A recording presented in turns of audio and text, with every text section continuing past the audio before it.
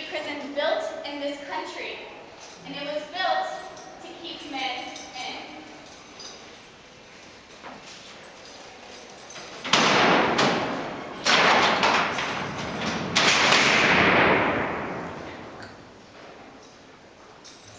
So I'd like you to imagine for a moment that you are working with America's worst of the worst.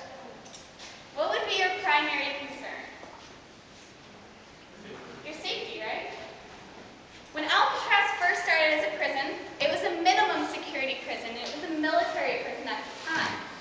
And soldiers were here mainly for disciplinary offenses, such as going AWOL, maybe they got drunk on duty, or they stole from another soldier, but not the same type of criminals that we had out here during the federal years. During the military minimum security days, the cell doors looked a lot different. If anybody got the chance to peer into A block, which is located on this side, you'd see that those doors have flat rectangular bars. Very easy to saw your way out of if you wanted to escape from. Not only that, but a guard had to walk up to those doors, open them with an individual key, and turn his back on a potentially dangerous inmate. Now, when Alcatraz transferred from a military prison to a federal prison in 1934, they redid the cell house, and they redid the doors to make it safer for the guards and also to make it more escape-proof.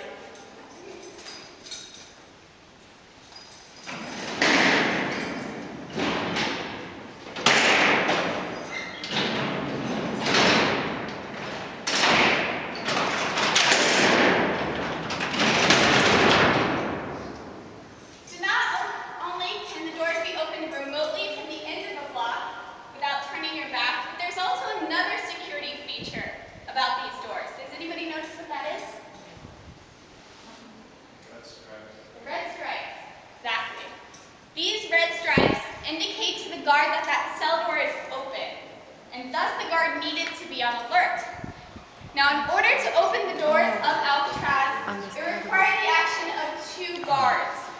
Does anybody remember what guards were allowed to carry on the floor of Alcatraz? No. Nothing, only a whistle. No keys, no weapons.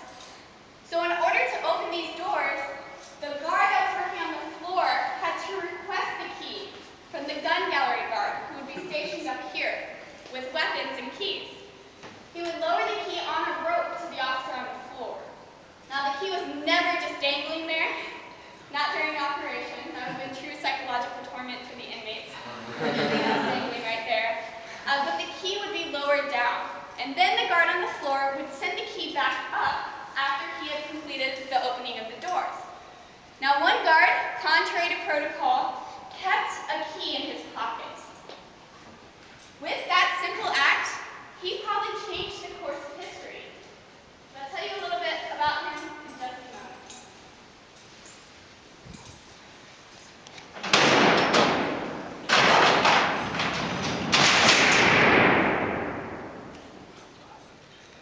I want you to take a moment, close your eyes, and imagine hearing this sound day after day.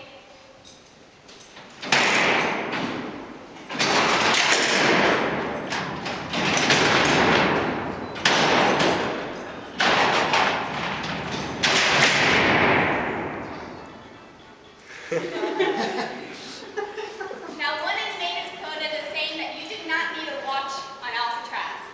You knew what time it was based on the sound of the slammer.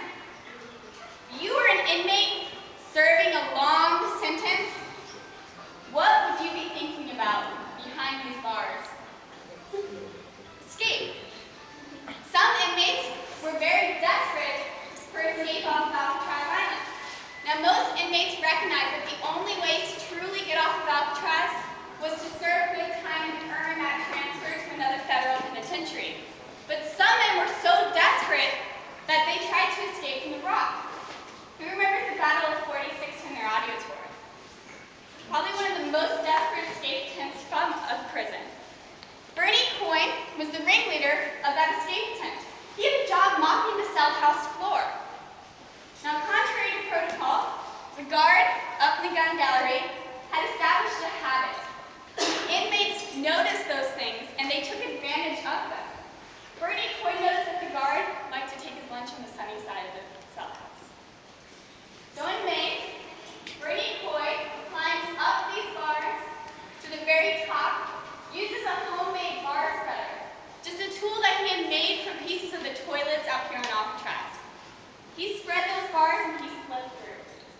He broke a couple of ribs in the process of slipping through those bars.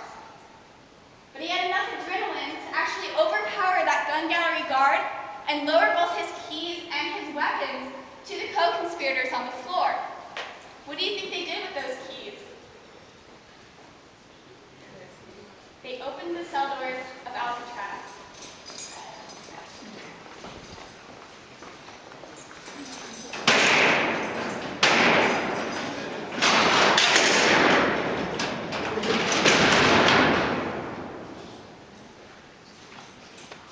Now, Officer Miller was the officer that, contrary to protocol, had kept that key in his pocket. And he was being held hostage during the Battle of 46. He used his time to hide that recreation yard key in the toilet. That was the key that the inmates needed to get outside of the cell house. Now, Officer Miller lost his life during the Battle of Alcatraz. But with this simple yet brave act, he may have changed the course of history. Those inmates planned on getting outside the cell house and taking hostage of the residents that lived on Alcatraz Island. Officer Miller, by hiding that key, shut the doors of Alcatraz on these inmates.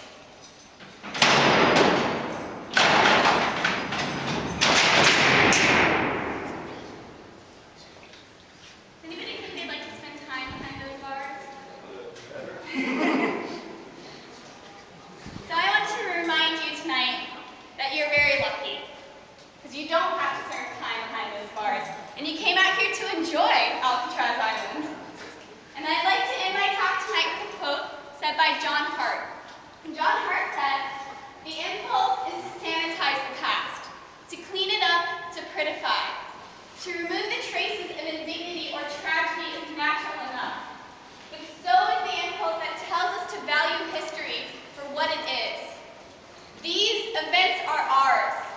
These things happened to us, proceeded from us, are part of us.